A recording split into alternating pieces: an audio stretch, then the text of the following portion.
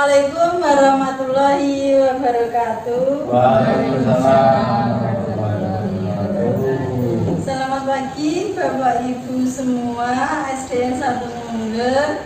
Yang terhormat Bapak Kepala Sekolah SDN 1 Mungger. Yang saya hormati Bapak Ibu Guru SDN 1 Mungger semua. Kali ini saya akan menyampaikan diseminasi budaya positif. Pertama-tama marilah kita panjatkan puji syukur kehadirat Allah yang Maha Kuasa yang telah memberikan rahmat dan hidayahnya berupa kesehatan sehingga kita semua dapat berkumpul di ruangan ini. Kedua kalinya salawat serta salam kita haturkan kepada junjungan kita Nabi Muhammad SAW yang kita nantikan syafaatnya di yaumul qiyamah nanti. Langsung saja ya Bapak Ibu, untuk acara yang pertama adalah sambutan dari kepala sekolah atau yang mewakilinya. Untuk Bu Siti Kasana dipersilahkan.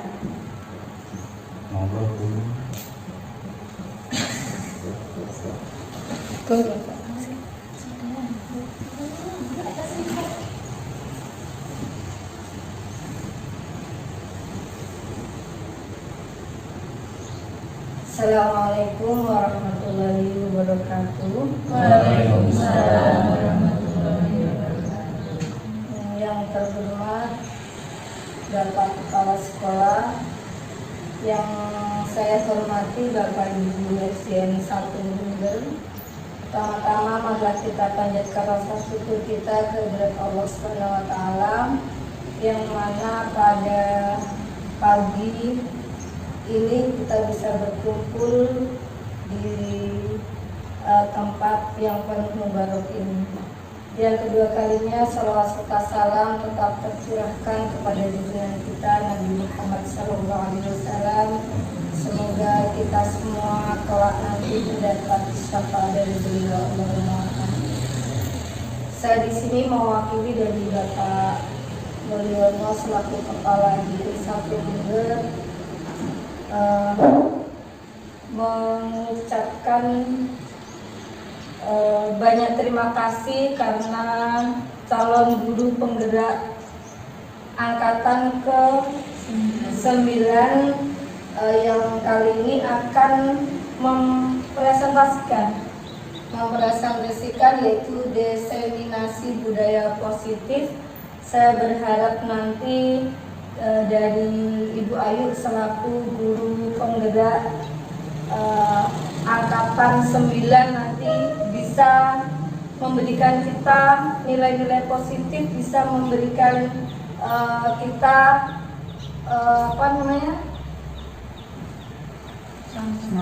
semangat ya, motivasi, kemudian juga bisa menggerakkan kita untuk membawa perubahan di sekolah SDN 1 Mungger ini untuk menuju kemajuan. Demikian untuk selanjutnya kami persilahkan sepenuhnya kepada Ibu Ayu untuk mempresentasikan diseminasi budaya positif. Dari saya kurang lebihnya mohon maaf. Wassalamualaikum warahmatullahi wabarakatuh. Waalaikumsalam warahmatullahi wabarakatuh. Terima kasih untuk Bu Siti. Baik Bapak Ibu, langsung saja ya. Salam dan bahagia untuk kita semua. Saya akan menyampaikan diseminasi budaya positif. Awal dari kita memulai acara ini, hendaknya kita menenangkan hati, menenangkan pikiran, arahkan semua perhatian untuk fokus belajar. Hadirkan rasa ingin tahu, syukur, dan kebijaksanaan. Untuk memulainya ada ada pertanyaan pemantik dari saya. Apakah Anda setuju dengan pernyataan ini? Yang pertama, hukuman dapat mendisiplinkan anak. Setuju apa enggak? Oh iya. Tidak. Ada alasannya pasti kan? Mohon disampaikan di sini. Ya, karena untuk mendisiplinkan anak itu tidak harus dengan hukuman, apalagi hukuman fisik, atau bisa juga dengan nasihat atau bimbingan. Ya, terima kasih. Betul sekali Bapak Ibu, hukuman itu tidak bisa mendisiplinkan anak. Yang kedua, pemberian hukuman dengan hal positif seperti membaca atau membersihkan halaman sekolah dapat meningkatkan kedisiplinan anak. Kira-kira setuju apa tidak? Belum tentu. Belum tentu. Yang lain? Setuju. Kenapa setuju, Bami? Karena anak-anak pastinya untuk melakukan hal yang sama akan berpikir karena nanti akan mendapat hukuman yang sama. Untuk membaca buku atau membersihkan halaman yang cukup luas kan mungkin akan menimbulkan jeda. Ya, ya. Saya tampung dulu ya. Nanti kita bahas di pembahasan selanjutnya. Yang ketiga, memberi penghargaan dapat meningkatkan motivasi belajar anak. Setuju apa tidak? Setuju. Pasti dari kita pun juga sebagian seperti itu ya. Sering memberikan penghargaan untuk anak agar termotivasi meningkatkan belajarnya. Topik dalam eksplorasi konsep ini yang pertama, disiplin positif dan nilai-nilai kebijakan universal. Yang kedua, teori motivasi, hukuman, penghargaan, dan restitusi. Yang ketiga, keyakinan kelas. Yang keempat, kebutuhan dasar manusia dan dunia berkualitas. Selanjutnya, restitusi. Ada 5 posisi kontrol kita sebagai guru. Yang terakhir adalah segitiga restitusi. Kita bahas satu persatu ya Bapak Ibu. Sebelumnya ada perubahan paradigma. Ini bisa kita praktekkan. Misal ada A dan B, Anda dan teman Anda, ya kan? Misal kita menggenggam sesuatu, ketika teman Anda mau membuka, jika Anda tidak mau membukanya, mungkin teman Anda akan membujuk atau merayu atau mengancam dan sebagainya untuk mengambil sesuatu yang ada di tangan Anda. Kira-kira apa yang terjadi? Genggamannya semakin kencang. Ya, genggamannya semakin erat. Kenapa seperti itu? Kita tidak boleh. Ya karena kita tidak memperbolehkan. Ya benar, kita tidak memperbolehkan. Berarti yang dapat mengontrol diri kita adalah diri kita sendiri. Selanjutnya ada ilusi kontrol, ilusi guru mengontrol murid, kemudian ilusi bahwa kritik dan membuat orang merasa bersalah dapat menguatkan karakter. Yang ketiga, ilusi bahwa semua penguatan positif, efektif, dan bermanfaat. Yang terakhir, ilusi bahwa orang dewasa memiliki hak untuk memaksa. Di sini ada paradigma stimulus respon dan teori kontrol. Siapa sesungguhnya yang memiliki kontrol? Tadi sudah kita bahas bahwa diri kita sendiri. Contohnya stimulus respon, kita mencoba mengubah orang berpandangan sama dengan kita. Teori kontrolnya, kita berusaha memahami pandangan orang lain tentang dunia. Yang kedua, perilaku buruk dilihat sebagai suatu kesalahan. Tetapi dalam teori kontrol, semua perilaku itu pasti memiliki tujuan. Stimulus respon yang ketiga, orang lain bisa mengontrol saya. Tetapi pada teori kontrolnya, hanya kita sendiri yang mengontrol diri kita. Selanjutnya, saya bisa mengontrol orang lain, tetapi Anda tidak bisa mengontrol orang lain. Pemaksaan ada pada saat bujukan gagal. Teori kontrolnya, kolaborasi dan konsensus menciptakan pilihan-pilihan baru. Yang terakhir, model berpikir menang atau kalah.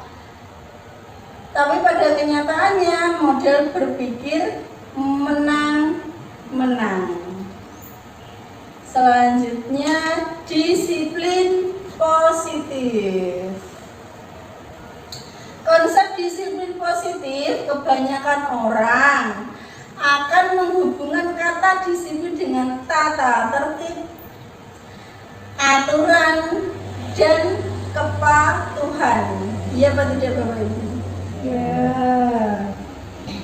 Kata disiplin juga sering dihubungkan dengan hukuman, padahal itu sesungguhnya berbeda.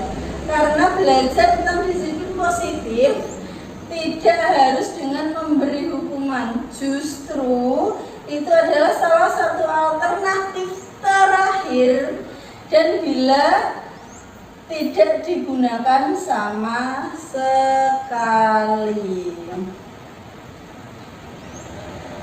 Berdasarkan budaya, makna kata disiplin adalah sesuatu yang dilakukan seseorang pada orang lain untuk mendapatkan kepatuhan. Tapi berdasarkan Ki Hajar Dewantara, siapa Ki Hajar Dewantara? Bapak Pendidikan, ya. Menurut beliau, di mana ada kemerdekaan, disitulah harus ada disiplin yang kuat. Sungguh pun disiplin itu bersifat self-disiplin, yaitu kita sendiri yang mewajibkan kita dengan sekeras-kerasnya, tetapi itu sama saja. Sebab jikalau kita tidak cakap melakukan self-disiplin, wajiblah penguasa lain mendisiplinkan diri kita dan peraturan. Demikian itulah harus ada di dalam suasana yang merdeka. Maka sekarang ada yang namanya kurikulum merdeka.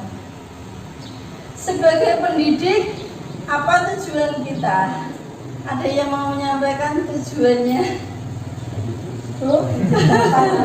Ini kan menurut saya, menurut jenengan, Menciptakan anak-anak terus yang memiliki disiplin diri.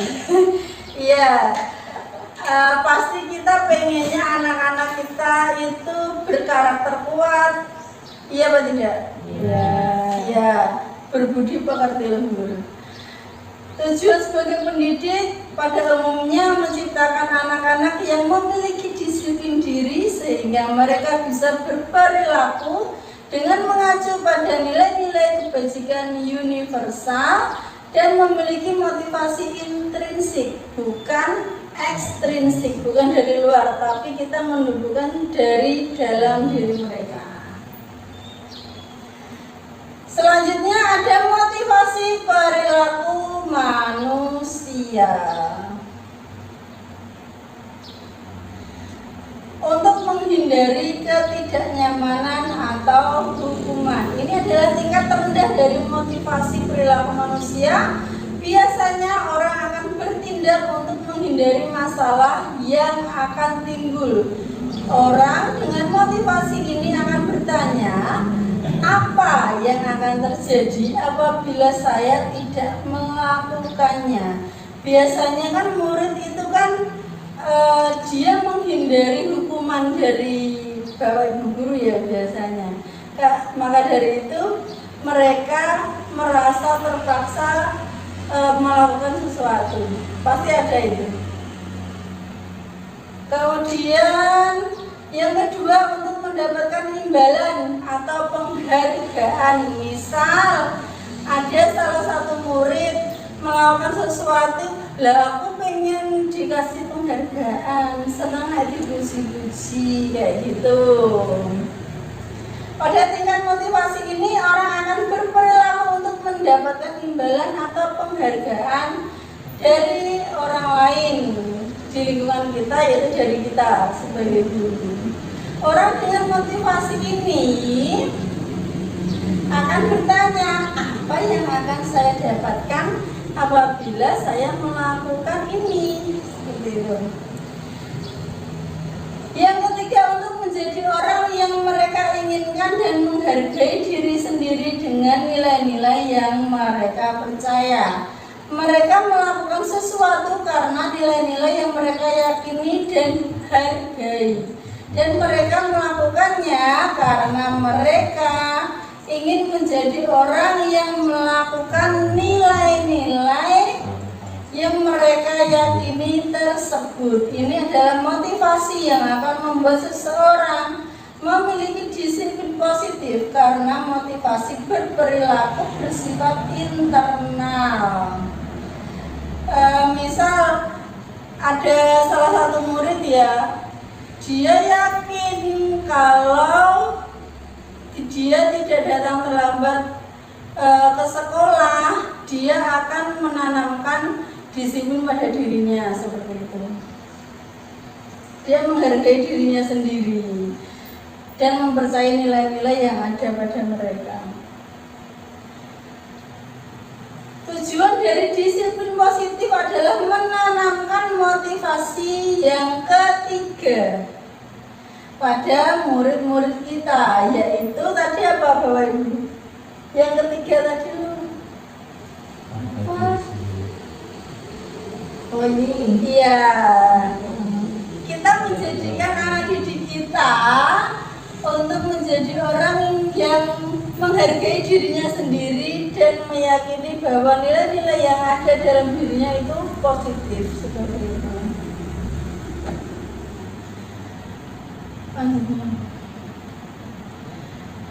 Selanjutnya ada kebutuhan dasar manusia. Ada 5 kebutuhan dasar manusia. Yang pertama, kebutuhan bertahan hidup. Yang kedua, cinta dan kasih sayang. Yang ketiga, penguasaan. Yang keempat, kebebasan. Yang kelima, kesenangan. Menurut Bapak Ibu, mana yang paling penting? Cinta. Iya, cinta dan kasih sayang. Terus apa lagi? Kebebasan. Menurut Pak Roni, kebutuhan bertahan hidup itu yang paling penting. Iya.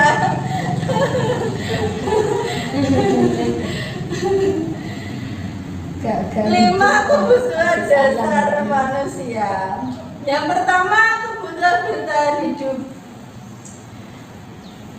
adalah kebutuhan yang bersifat fisiologis untuk bertahan hidup. Misal kesehatan, rumah, dan makanan. Yang kedua, cinta dan kasih sayang. Pasti semua orang butuh ini. Kebutuhan ini dan 3 kebutuhan berikutnya adalah kebutuhan psikologis.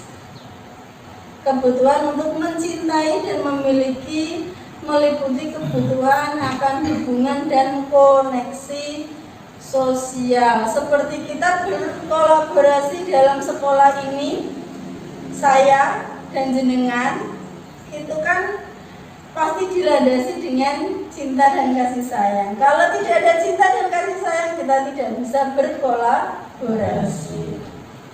Yang kedua, kebutuhan untuk memberi dan menerima kasih sayang. Yang ketiga, kebutuhan untuk merasa menjadi bagian dari suatu kelompok. Jadi saya sangat merasa bahwa saya adalah bagian dari keluarga SDN 1. Yang ketiga, adalah kebutuhan penguasaan, pengakuan atas kemampuan. Kebutuhan ini berhubungan dengan kekuatan untuk mencapai sesuatu, menjadi kompeten, menjadi terampil, diakui atas prestasi dan keterampilan kita, didengarkan dan memiliki rasa harga diri.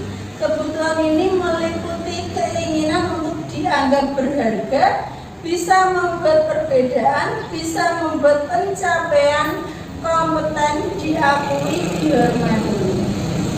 Ini banyak kita temui pada murid kita, ya Pak tidak? Dia merasa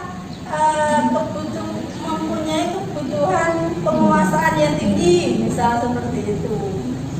Yang keempat, kebebasan adalah kebutuhan akan kemandirian. Dia merasa harus terpenuhi kebutuhan kebebasannya, nggak mau dikekang, nggak mau dipaksa, seperti itu. Yang kelima, kesenangan, kebutuhan untuk merasa senang adalah kebutuhan untuk mencari kesenangan, bermain, tertawa. Karena kita sebagai guru SD itu kan sebenarnya menurut Ki Hajar Dewantara itu kita harus menciptakan pembelajaran yang menyenangkan. Kita harus menjadikan anak didik kita itu sesuai dengan kodrat alam dan zamannya. Jadi nek kodrat alam kan cah cilik itu waktune bermain seperti itu. Jadi kita pintar-pintar. Baik Bapak Ibu, selanjutnya adalah ada 5 posisi kontrol. Menurut Dian Gosen itu ada 5 posisi kontrol kita sebagai pendidik. Yang pertama adalah penghukum. Yang kedua apa Pak Roni? Membuat rasa bersalah. Ya, membuat rasa bersalah. Yang ketiga adalah apa Bu Kapi? Yang ketiga teman. Yang keempat apa Bu Ami? Pemantau. Yang kelima apa Bu Rat? Manajer. Jadi ini adalah 5 posisi kontrol kita sebagai pendidik. Yang pertama adalah 5P. Yang pertama adalah posisi kontrol kita sebagai penghukum. Seorang penghukum bisa menggunakan hukuman fisik maupun verbal. Itu kan sering kita jumpai dulu ya. Waktu kita sekolah, iya jadi murid dulu dahulu kala ya. Ini adalah posisi kontrol yang sering Bapak Ibu guru kita gunakan, yang kita alami. Jenengan alami, saya juga mengalaminya. Tapi dulu itu sangat berpengaruh ya. Jenengan merasakan apa tidak? Merasakan. Ya, yang merasakan. Ya, pasti merasakan. Yang kedua adalah pembuat merasa bersalah. Biasanya guru akan bersuara lebih lembut. Ada yang pernah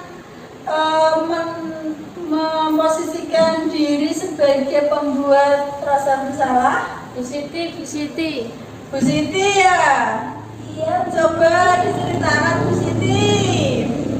biasanya anak senang kalau saya merasa bersalah itu. Karena apa? Biar dia merasa bersalah. Kalau sudah merasa bersalah, dia akan kasihan sama saya. Iya, biasanya seperti itu. Jadi anak didik itu akan merasa kasihan sama gurunya. Biasanya yang dilontarkan itu kata-kata yang lembut. Yang ketiga adalah posisi kontrol sebagai teman. Guru pada posisi ini tidak akan menyakiti murid, tetapi lebih memposisikan dirinya sebagai temannya. Ada yang mengalaminya? Ada yang pernah memposisikan diri sebagai teman? Ya biasanya kalau manggil muridnya itu teman-teman gitu. Oh iya, itu menunjukkan tidak ada apa? Jarak antara guru dan murid. Iya. Yang keempat adalah monitor atau pemantau. Biasanya kita sering ya mengawasi anak didik kita melakukan apa, terus kesalahan apa yang dilakukan, kemudian dia memperbaiki kesalahannya apa tidak. Itu posisi kita sebagai pemantau. Yang kelima adalah manajer. Posisi terakhir ini adalah posisi mentor, di mana guru berbuat sesuatu bersama dengan murid, mempersilahkan murid mempertanggungjawabkan perilakunya, mendukung murid agar dapat menemukan solusi atas permasalahannya sendiri. Jadi manajer ini adalah posisi paling tinggi dalam 5 posisi kontrol kita sebagai guru atau pendidik. Di dalam posisi manajer ini kita biasanya mendiskusikan, maksudnya guru itu tidak tidak langsung kamu kesalahannya ini, bukan seperti itu. Jadi lebih ke diskusi. Tadi kamu melakukan apa? Kok si A menangis? Misal seperti itu. Jadi kan dia menjawab. Kemudian itu sesuai nggak sama keyakinan yang kita yakini? Misal rukun gitu. Oh tidak Bu, gitu kan. Jadi kita lalu kalau misalkan tidak sesuai, apa yang kamu lakukan? Jadi dia bisa menemukan jawabannya sendiri, apa yang harus dia lakukan untuk memperbaiki kesalahannya. Posisi penghukum, pembuat rasa bersalah, teman pengawas, manajer itu ada tindakan, perkataan, akibat, pola perilaku, motivasi yang berkembang. Misal penghukum, tindakannya apa yang jenengan biasanya lakukan? Marah-marah. Apalagi Menghukum dengan fisik. menghukum dengan fisik. Terus perkataannya biasanya gini, kalau kamu tidak mengerjakan PR, Bu Guru akan apa? Misal gitu, misal Bu Guru akan Kecewa. apa ya? Enggak, Bu Guru akan memberikan nilai. Ya, tidak memberikan nilai, atau Bu Guru akan itu Kerjakan di luar. nutuk tanganmu, bisa seperti itu. Iya, memukul tanganmu, bisa gitu. Itu nama perkataan dalam penghukum. Akibatnya apa? Misal kita melakukan seperti itu, Murid menjadi takut. murid menjadi takut dan mentalnya down. Ya, bagus sekali. Mentalnya down. Jadi ada beban mental tersendiri yang secara tidak langsung kita berikan kepada guru. Kemudian motivasinya yang berkembang, motivasi intrinsik apa ekstrinsik? Ekstrinsik. Baik. Yang kedua adalah membuat rasa bersalah. Biasanya tindakannya apa Bapak Ibu? Nyeramai.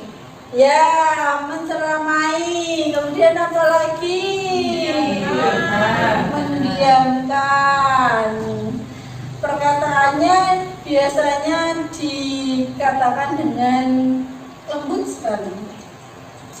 Bapak Ibu kecewa sama kamu, kalau orang tua kamu tahu bagaimana. Jadi kan dia merasa bersalah. Oh iya enggak? Oh gitu. Seharusnya kamu tahu kalau kamu seperti ini nanti orang tua kamu kecewa. Seperti itu.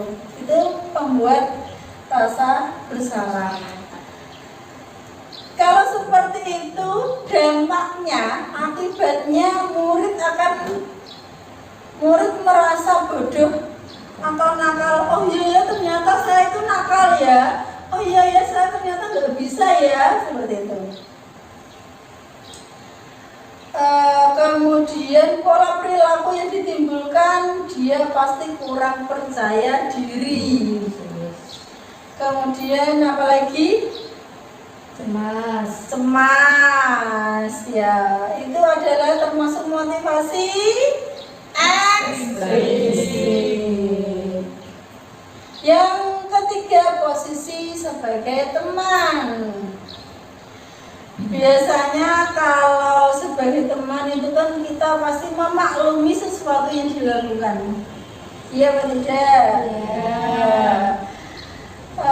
Misalnya lakukan demi guru ya, kamu nggak usah ini, misal gitu. Kemudian merasa guru adalah teman yang bisa memaklumi kesalahannya, itu akibatnya. Jadi nanti kalau misal saya salah lagi kan bu guru kan teman saya, jadi kan nggak apa-apa, pasti dimaklumi, seperti itu akibatnya. Itu termasuk motivasi ekstrinsik juga. Itu mengakibatkan pola perilaku yang timbul itu adalah ketergantungan. Dia pasti tergantung sama kita sebagai guru karena mereka berpikir kita adalah temannya. Posisi kontrol yang keempat adalah pengawas atau pemantau tadi. Kita pasti pernah memantau 1-2 orang anak, kita catat apa yang menjadi kekurangannya. Kemudian perkataannya bisa dengan kamu sudah tahu kan aturannya gini gitu. Akibatnya murid akan mempertanyakan konsekuensi perbuatannya. Kemudian pola perilaku yang timbul adalah orientasi pada ganjaran dan hadiah. Itu adalah termasuk motivasi ekstrinsik juga. Yang kelima adalah posisi kontrol sebagai manajer. Biasanya posisi kontrol sebagai manajer ini kita berdiskusi sama seorang murid yang berbuat kesalahan atau mempunyai permasalahan. Biasanya kita bertanya dan membuat kesepakatan, apa sebenarnya harapanmu, seperti itu. Terus apa yang bisa saya lakukan untuk memperbaiki? Itu akibatnya dia kan berpikir, oh iya ya, saya harus seperti apa ya agar bisa memperbaiki kesalahan saya gitu. Pola perilakunya dia akan timbul dengan sendirinya, disiplin dalam diri. Ini termasuk motivasi intrinsik. Jadi menurut Bapak Ibu, dari 5 posisi kontrol ini mana yang harus kita terapkan sekarang? Manajer, ya, itu adalah posisi kontrol yang sangat baik dari beberapa posisi kontrol. Selanjutnya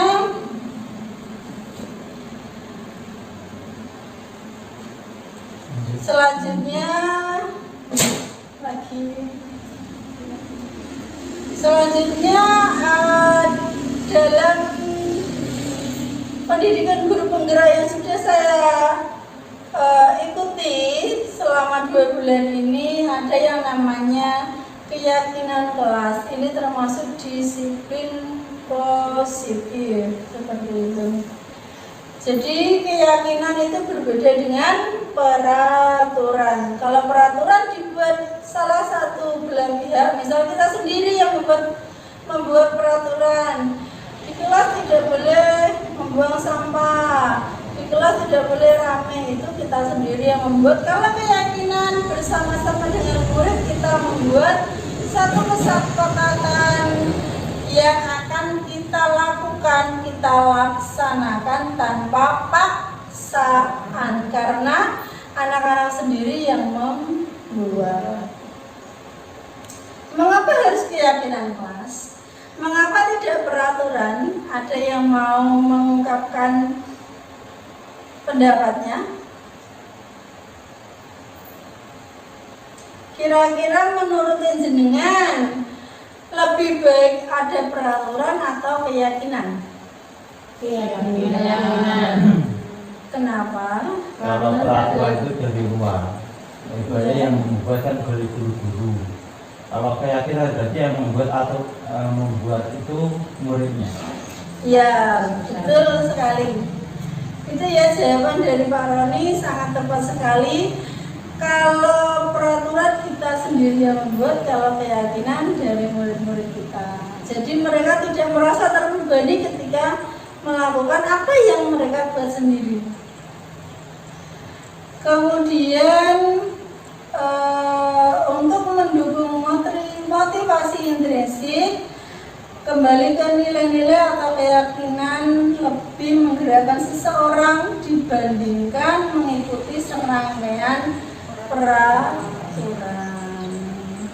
Misal harus apa ya namanya, membuang sampah pada tempatnya, berarti itu termasuk nilai apa? X.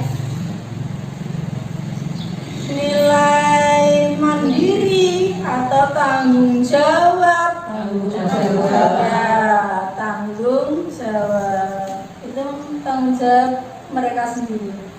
Keyakinan akan lebih memotivasi seseorang dari dalam atau memotivasi secara intrinsik. Seseorang akan lebih tergerak dan bersemangat untuk menjalankan keyakinannya daripada hanya sekedar mengikuti serangkaian peraturan yang mengatur mereka harus berlaku begini atau begitu, yang membuat ketidaknyamanan dan keterpaksaan. Cara pembuatan keyakinan kelas, kemarin saya sudah mempraktekkan dengan murid-murid di kelas saya. Jadi keyakinan kelas itu saya berdiskusi sama murid-murid saya untuk membuat suatu keyakinan dan ditempel di kelas, sehingga mereka tahu, oh ternyata pada saat jam pelajaran kita harus menghormati orang yang berbicara. Berarti kan artinya tidak boleh rame. Dan pernyataan keyakinan itu harus positif. Misal peraturan dilarang bertengkar, itu tidak boleh. Dalam keyakinan harus berupa kalimat yang positif. Misal menjunjung tinggi kerukunan, gitu. Itu artinya kan kita tidak boleh bertengkar satu sama lain. Keyakinan kelas tidak terlalu banyak, tetapi mencakup semua nilai-nilai tadi. Ada mandiri, ada tanggung jawab, ada disiplin dan sebagainya. Sehingga mudah diingat dan dipahami oleh semua warga kelas. Keyakinan kelas sebaiknya sesuatu yang dapat diterapkan di lingkungan sesuai dengan kondisi. Kan kondisi kelas kan yang tahu kan kita, guru dengan murid. Semua warga kelas hendaknya ikut berkontribusi dalam pembuatan keyakinan kelas, saling bertukar pendapat. Ini contohnya ada peraturan, misal dilarang mengganggu orang lain, berarti keyakinan kelasnya menghormati orang lain. Tidak boleh mencontek, berarti keyakinan kelasnya apa Bapak Ibu? Mandiri. Pintar sekali. Ya, mandiri, mengerjakan tugas secara mandiri. Kemudian Kemudian segitiga restitusi. Segitiga restitusi. Pengertian restitusi.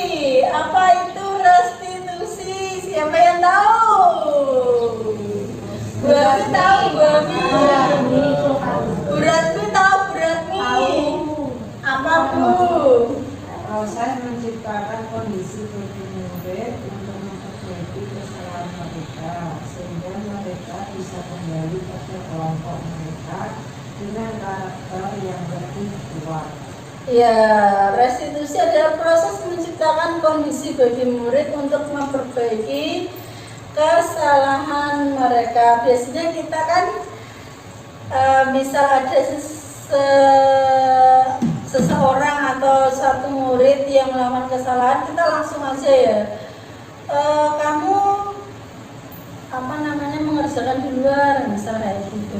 Itu kan tidak boleh. Harus ada harus berpedoman pada tahapan restitusi.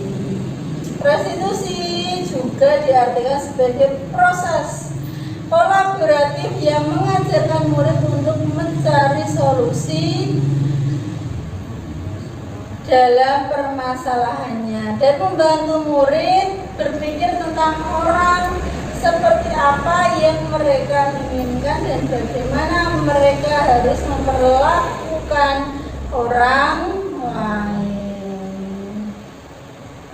Itu juga dari kutipan dari Gosen. Kemudian berapa menit dek?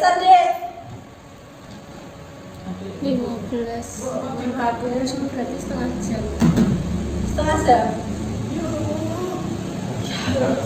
Mana? Pakai patang slide lagi. Nah, iya lah.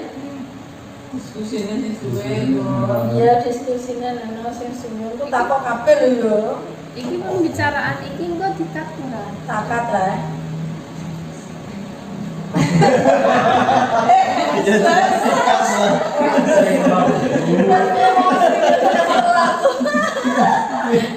Nambah durasi gitu. Apa di pause? Gak, saya langsung aja gambar terus. Aku selalu kayak pangan aku. Aku kesulitan banget pelanggan dong ya kalau dia. Besok makan siang besok. Ayo lanjut. Selanjutnya restitusi itu ada manfaatnya. Kira-kira manfaat restitusi itu apa? Membantu murid menjadi lebih memiliki tujuan.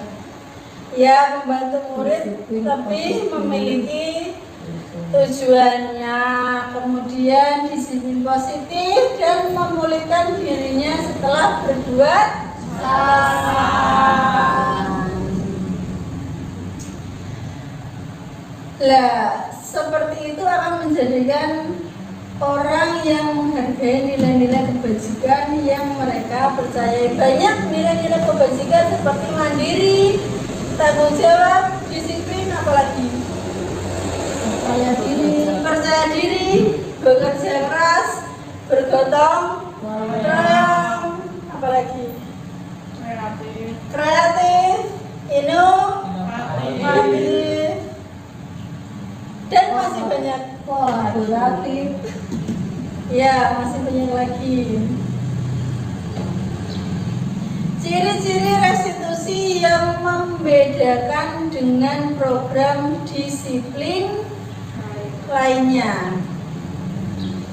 Yang pertama, restitusi bukan untuk menebus kesalahan, melainkan untuk belajar dari kesalahan. Jadi orang kok, oh iya, aku baru melakukan kesalahan ini, aku tak ngene ben nebus salahku, bukan seperti itu. Jadi untuk belajar, oh iya, kemarin saya pernah melakukan kesalahan ini, masa iya saya harus mengulanginya, kan gitu. Yang kedua, restitusi memperbaiki hubungan.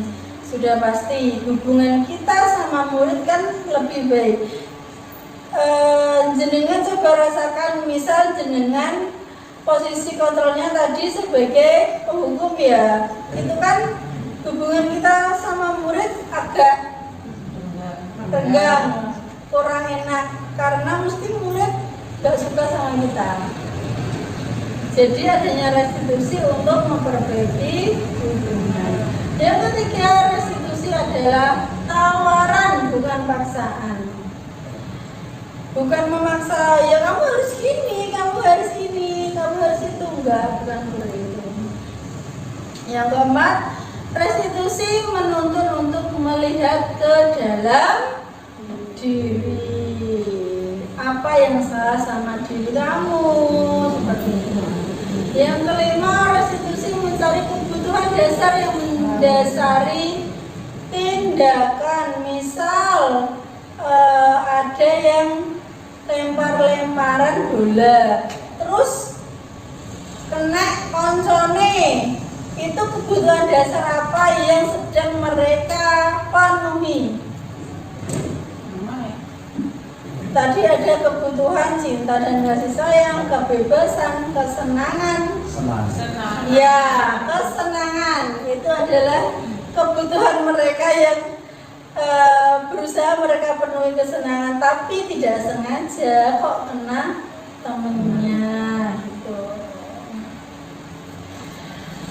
Kemudian restitusi diri adalah cara yang paling baik yang harus kita gunakan dalam menghadapi masalah pada murid. Restitusi fokus pada karakter, bukan tindakan. Jadi kita membangun karakter anak dari sini, bukan sebuah tindakan. Restitusi itu juga menguatkan.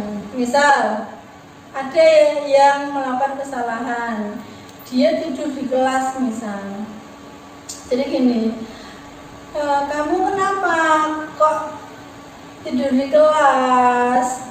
Si murid main game misal, main game tidur kemalaman.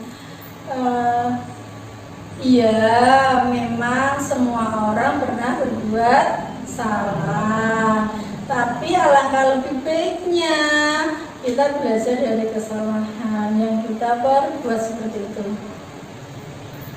Itu menguatkan. Yang selanjutnya, restitusi fokus pada solusi. Jadi kita mencari solusi bersama-sama dengan murid yang bermasalah. Yang selanjutnya, restitusi mengembalikan murid yang berbuat salah pada kelompoknya. Jadi kita harus menguatkan mereka, membangun diri mereka agar mereka tidak down, tidak beban mental untuk berbaur kembali dengan teman-temannya. Selanjutnya, tahapan segitiga restitusi yang pertama adalah menstabilkan identitas seperti yang saya katakan tadi. Semua orang pernah berbuat salah, kamu pun juga begitu. Itu namanya menstabilkan identitas, jadi mereka tidak down duluan gitu. Yang kedua, validasi tindakan yang salah. Misal Bu Guru tadi mendapat laporan kamu marah-marah ya sama temenmu, misal sampai kamu memukul mejanya, misal itu kan dia kan nanti akan menceritakan kronologi. Itu namanya validasi tindakan yang salah. Kemudian yang ketiga adalah menanyakan keyakinan. Kalau sudah menceritakan semua kronologi, jadi kita tanyakan, itu sesuai enggak sama keyakinan kelas kita? Kita kan sudah membuat keyakinan ya. Itu sesuai enggak Bu? Lah, kamu keyakinan apa yang sudah kamu langgar? Misal seperti berdengar tadi, menjaga kerukunan. Lah, menurut kamu menjaga kerukunan itu penting apa tidak? Kan menurut pasti penting Bu. Kenapa kok penting? Pasti dia kan menjawab alasannya. Kalau misalkan seperti itu, apa yang harus kamu perbaiki dari dalam diri kamu? Dia kan akan menemukan jawabannya sendiri. Itu yang diharapkan dari tahapan segitiga restitusi. Selanjutnya ini adalah contoh-contoh kalimat tahapan yang pertama tadi. Bisa berbuat salah itu tidak apa-apa, tidak ada manusia yang sempurna, karena kesempurnaan hanya milik Allah. Gitu. Bapak Ibu tidak tertarik mencari siapa yang salah, tapi Bapak Ibu ingin mencari solusi dari permasalahan ini, gitu. Jadi kita tidak menghardik dia. Tahap kedua yang tadi seperti yang saya contohkan, kamu pasti punya alasan mengapa kamu melakukan hal seperti itu. Tahapan yang ketiga, nilai-nilai tadi kita tanyakan. Kemudian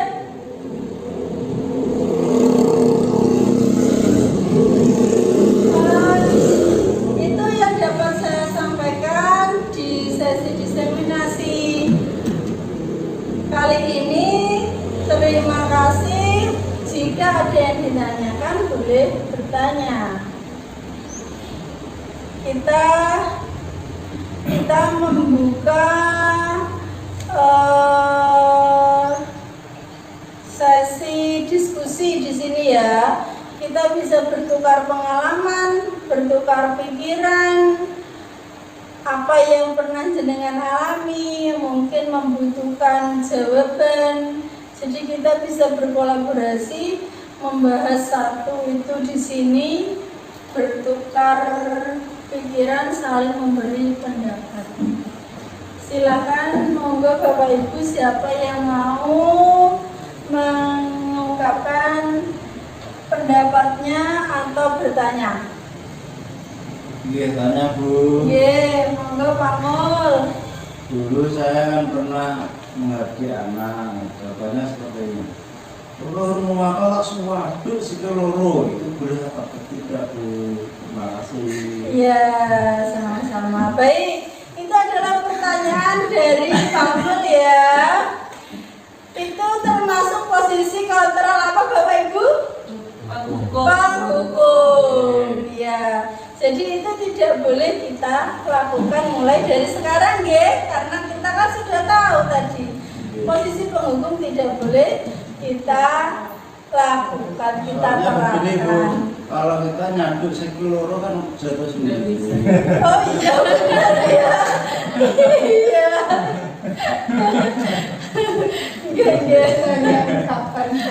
Iya benar. Nah nyaduk sekiloro rak geblak.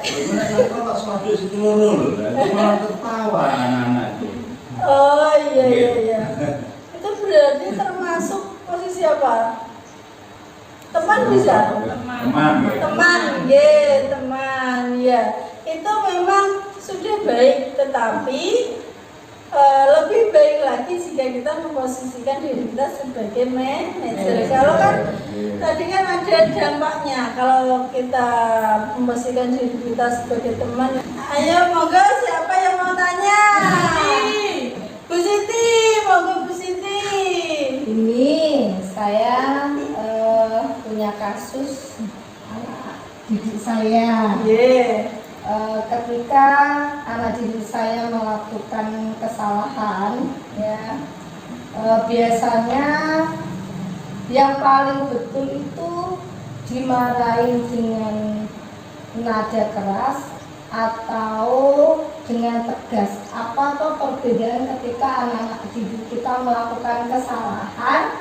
Kita itu lebih dengan suara keras atau tegas. Perbedaannya apa antara suara keras dengan tegas? Iya. Ada yang mau menjawab pertanyaan Bu Siti terlebih dahulu sebelum saya menjawab? Kita kan bertukar pikiran, bertukar pendapat. Kalau menurut saya perbedaan dari tegas dan keras, misalnya keras ngomong atau tidak ada arti, tidak ada wibawa dalam diri kita sebagai guru. Misalkan bersuara dengan lantangnya sampai kelas lain dengar, seperti itu nggak usah. Kita berbicara dengan kamu harus misalnya apa? Kamu harus bisa. Misalkan anak cucu saya nggak mengerjakan PR misalkan.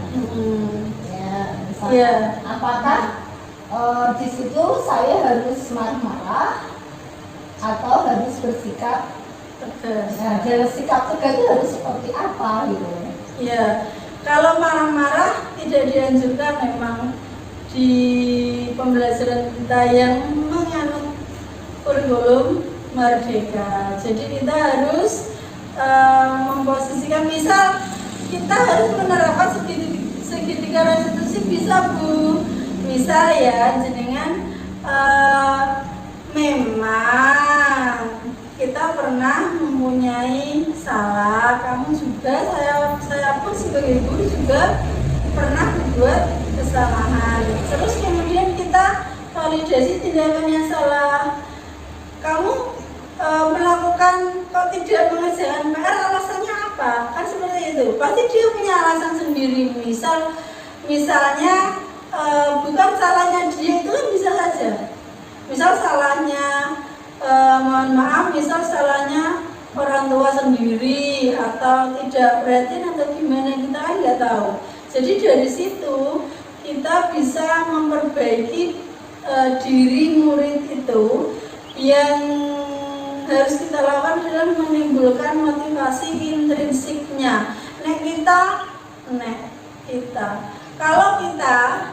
Kalau kita bersuara keras itu kan malah dianya takut sama kita, iya apa tidak? Betul. Jadi kita berusaha tegas, bersuara dengan biasa saja.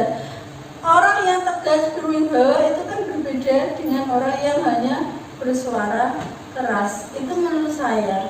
Ada yang mau mengungkapkan pendapatnya? Dipersilahkan.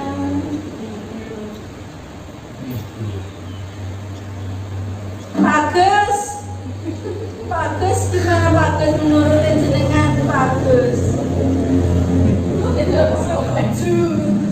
Setuju apa enggak? Setuju katanya Pak Gus. Menurut Bu Kepi gimana menurut Bu Kepi? Setujunya karena apa Bu? Karena kita sudah dijelaskan sama Bu Ayu, kalau kita marah-marah, suara keras, muridnya takut tapi tetap tidak mengerjakan PR-nya. Iya benar. Itu Bu Siti yang dapat saya dan teman-teman tambahkan. Gimana Bu Siti? Iya, terima kasih atas jawabannya. Sama-sama. Semoga membantu. Terima kasih. Yang lain? Ada pertanyaan lagi atau tanggapan? Baik, kita ice breaking dulu ya, biar semangat.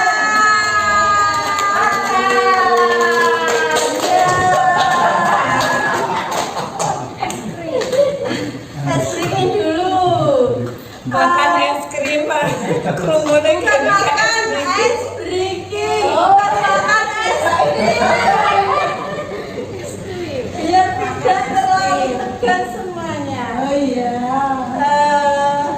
Ada yang mau mewakili mungkin? Nggak ada. Nggak ada. Baik. Cluenya adalah Kamu harus ngikutin aku. Cluenya adalah jangan lupakan orang ketiga. Cluenya adalah jangan lupakan orang ketiga. Orang pertama saya, orang kedua Pak Roni. Orang ketiga siapakah? Durati. Salah. Orang pertama saya, orang ketiga orang kedua Pak Roni. Orang ketiga. Jawabannya Jawabannya jangan lupa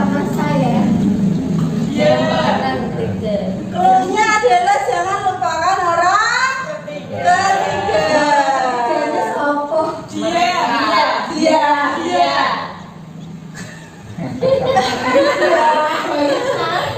Bener ini. Bukan. Dia bukan. Mereka bukan. Kamu. Bukan. Saya. Pak. Bukan. Ingat lagi Bapak Ibu, klunya adalah jangan lupakan orang ketiga. Orang pertama adalah Pak Mul, orang kedua Pak Iwan. Jawabannya Mereka.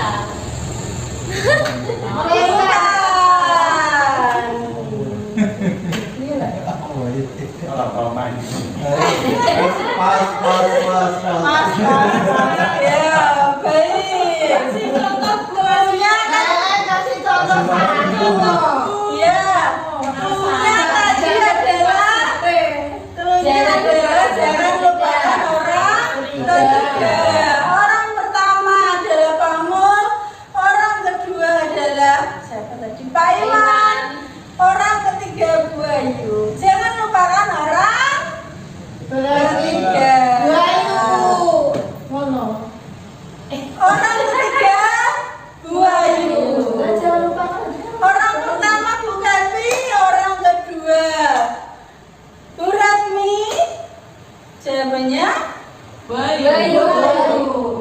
orang ketiga Pak Roni. Bukan udah disebutin. Jangan lupakan orang ketiga.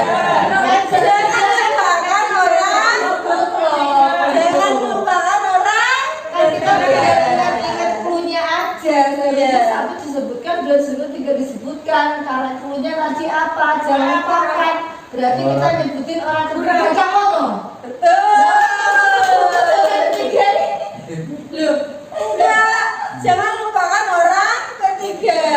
Orang pertama saya, orang kedua Bu Sinta, orang ketiga Bu Siti, orang ketiga Pak Roni, orang ketiga Pak Agus. Jadi jangan lupakan orang ketiga.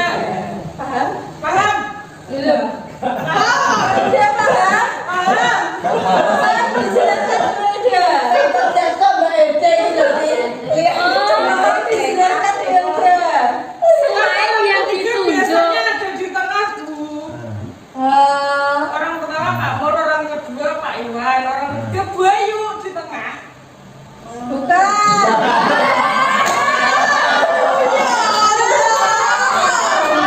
Kita disebutkan, jadi kita ingat klunya aja. Tapi Ingat klunya, orang jangan lupakan orang ketiga. Jangan sampai lupakan, jangan sampai lupa Bapak Ibu orang ketiga. Orang ketiga Bu Hani. Kalau menjawab harus ada orang ketiga. Klunya kan jangan lupakan orang ketiga. Aku orang ketiga. Klunya kan jangan lupakan orang ketiga. coba lagi. Ya. Beda. Kalau jangan lupa orang ketiga, berarti kita kan harus ingat orang ketiga. Jangan lupa orang ketiga itu loh, orang ketiga. Ya, bisa lagi ya, satu ya. Orang pertama Pak Agus, orang kedua Bu Eda, jawabannya Orang ketiga Bu Ayu. ya, orang ketiga. Lah, orang ketiga. Orang ketiga. Orang ketiga. Sebelumnya jangan lupa. Ya. Sebelumnya itu.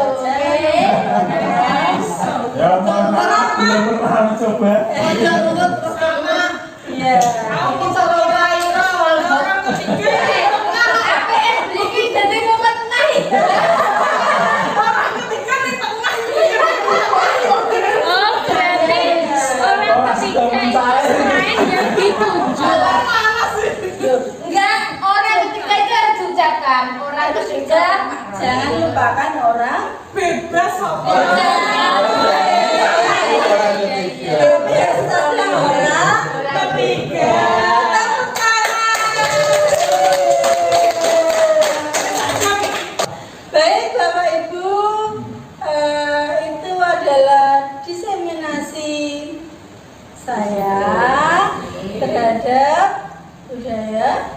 positif. Ada yang mau merefleksikan tadi apa yang saya sampaikan? Salah satu saja nggak apa-apa. Kita harus menggunakan budaya restitusi untuk memperbaiki karakter anak. Iya, bagus sekali Pak Rani. Apa itu? Ya, harus digunakan tahapan Aku jawab salah itu. restitusi. Kemudian ada 5 posisi kontrol guru tadi apa saja? Pemarah, Hukum. Terus memberi rasa Memberi salah, mentor, mentor, memantau, manajer. Baik. Ada 5 kebutuhan tadi. Yang pertama apa? Kebutuhan dasar manusia. Hidup, cinta dan kasih sayang, penguasaan, terus kesehatan, kebebasan. Ya. Dari sini, apakah Bapak Ibu dapat menyerap apa yang saya sampaikan dengan baik? Iya. Alhamdulillah. Jadi dengan harapan adanya diseminasi budaya positif ini, Bapak Ibu semua dapat menerapkan apa yang sudah kita pelajari hari ini. Jadi untuk selanjutnya kita bisa memperbaiki diri, melakukan perubahan yang positif untuk kemajuan sekolah kita SDN 1 Unggul. Apakah Bapak Ibu merasa senang mengikuti diseminasi pada hari ini? Alhamdulillah. Terima kasih. Ada kurangnya saya mohon maaf. Saya akhiri. Wassalamualaikum warahmatullahi wabarakatuh.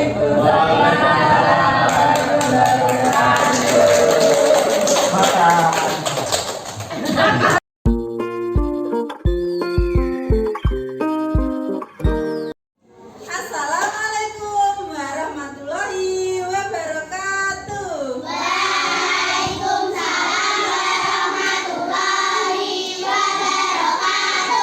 Baik anak-anak, sebelum memulai pembelajaran hari ini kita berdoa terlebih dahulu. 1, 2, 3. Tangan ke atas menggapai kita, tangan ke samping burung yang terbang, tangan ke depan ikan berenang, duduk yang rapi siap berdoa. Bismillahirrahmanirrahim. Mana kabar kalian? Alhamdulillah sehat, luar biasa. Tepuk semangat.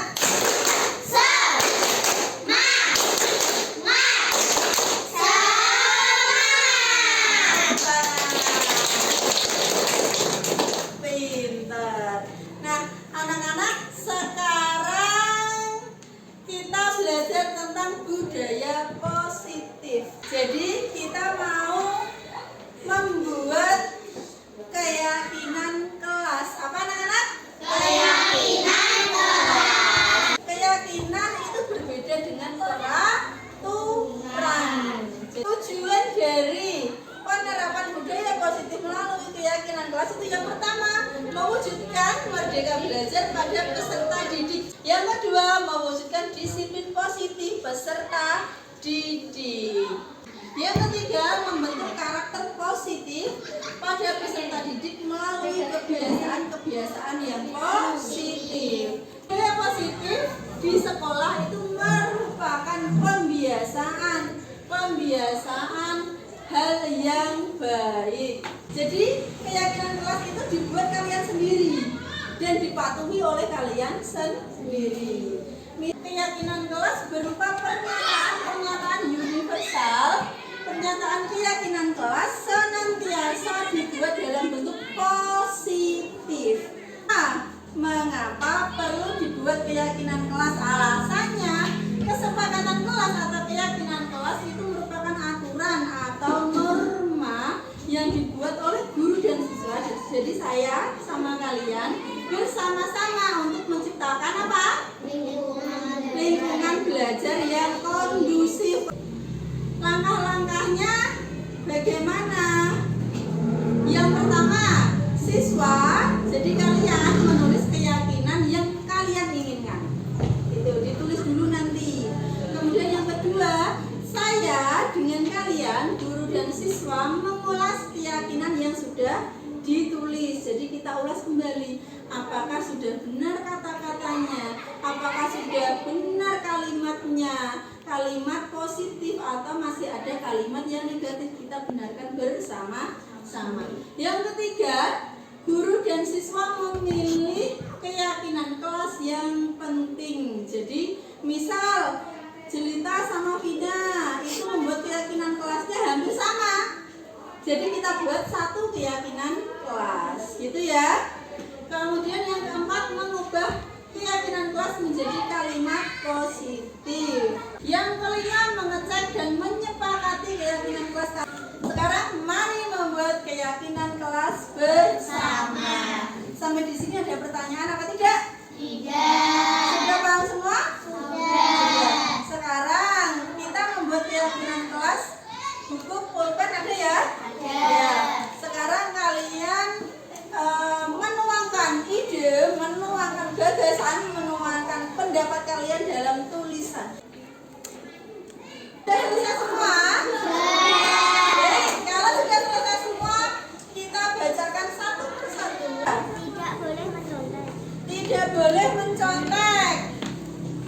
Tidak boleh mencontek itu masih ada kata negatifnya ya. Kita rubah menjadi kata yang positif. Berarti apa? Mengerjakannya harus mandiri. Berarti mandiri dalam mengerjakan tugas. Dibetulkan Valen. Sudah semua ya? Nah, dari situ saya minta kalian menuliskannya di kertas origami ini. Yang sudah dirubah di kalimat positif tadi, tuliskan di sini ya. Kemudian boleh dihias, boleh diwarnai.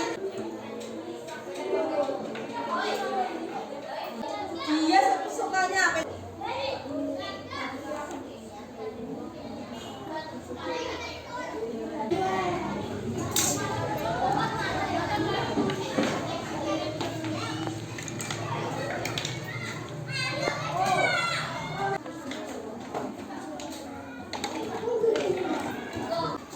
Bagi yang sudah selesai boleh ke depan ditempelkan di poster keyakinan kelas kita.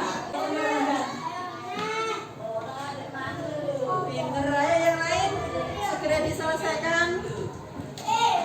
Makasih dulu ya, nanti tambah ya.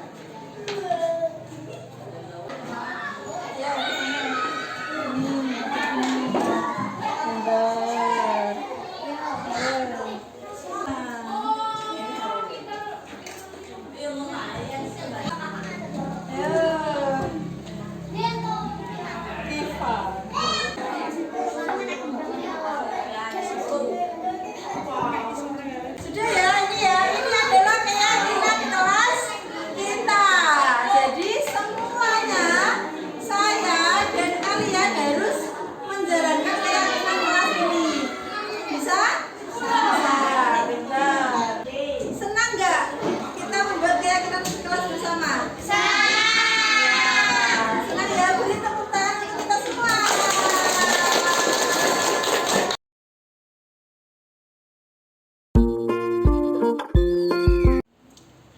Assalamualaikum warahmatullahi wabarakatuh. Nama saya Wakiman SPDI dari Guru SD 1 Lungger. Saya mau berpendapat bahwa diseminasi budaya positif yang disampaikan Bu Ayu sudah sangat bagus.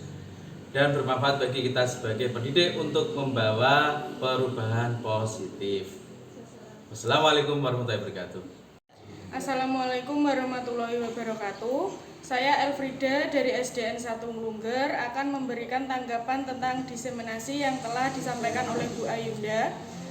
Sudah sangat bagus, mudah dipahami dan memberikan manfaat bagi kita sebagai pendidik dalam membangun pendidikan yang lebih maju.